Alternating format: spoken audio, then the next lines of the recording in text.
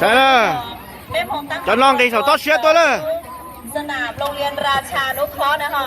แม่เจ๋อเจ้าน้องเจ้าวัว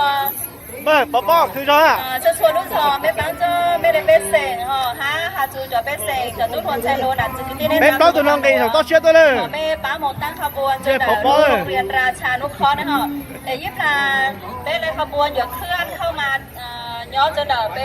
ไปจับป้ายคือเป็นวัดชูเจ้าเดินข้างหน้าแล้วก็ไปอยู่เข้าแถวเดินขบวนเข้ามาจนหัวเดนจะรอมาย้อนแต่เต้นยาวเลยไม่ถูกคืออยู่ต้นเทไม่รู้จะเป็นจันหรือทอไม่ถูกพูดว่าราชการจังหวัดพะเยานะคะได้ยอดจะพูดว่าหมูป่าคือจอตู้จะมีตู้คือว่ามองย่อ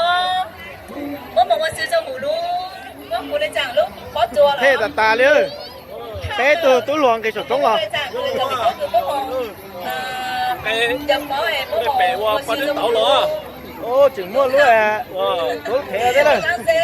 lúc mới là lúc khó chua khó chua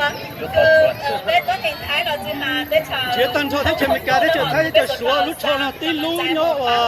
chúng một tí lú của thế này ở bên thì theo được từ có một tiền cho một đứa tham họ từ cô ba họ chúng tôi thêm bên lúc ăn rồi nè mà này tụi tôi này từ mua với chị mua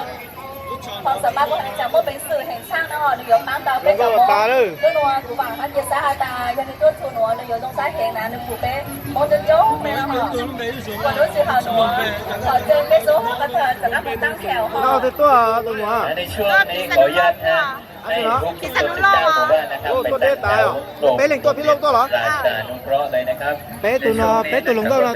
ตัวเป็นหนาพิโลกตัวนะจะหนักเทตัวเลยเชิญพ่อพี่น้องทั้ง19ชุมชนนะฮะแล้วก็แขกผู้มีเกียรติที่เดินทางมาร่วมกิจกรรมกับเราในวันนี้ทุกท่านเลยนะที่อยากจะร่วมขบวนกับชุมชน19หมู่บ้านเป๊ะตัวนัวตัวตอนนี้เกยสดต้องมุดตื่นรอเลยเป๊ะตัวนัวโรงเรียนราชานุเคราะห์ตัวชาได้เต็มรอตัวเลยรอต่อเชื่อเลย19ชุมชนนะฮะทุกท่านเชิญเลยนะครับเชื่อตัวนั้นเนาะแล้วหลังจากนั้นเราจะเคลื่อนขบวนจากโรงเรียนราชานุเคราะห์นะครับเข้าสู่สนามซึ่งเป็นใช้เป็นสนามที่ใช้ในการจัดกิจกรรมประเพณีปีใหม่โมง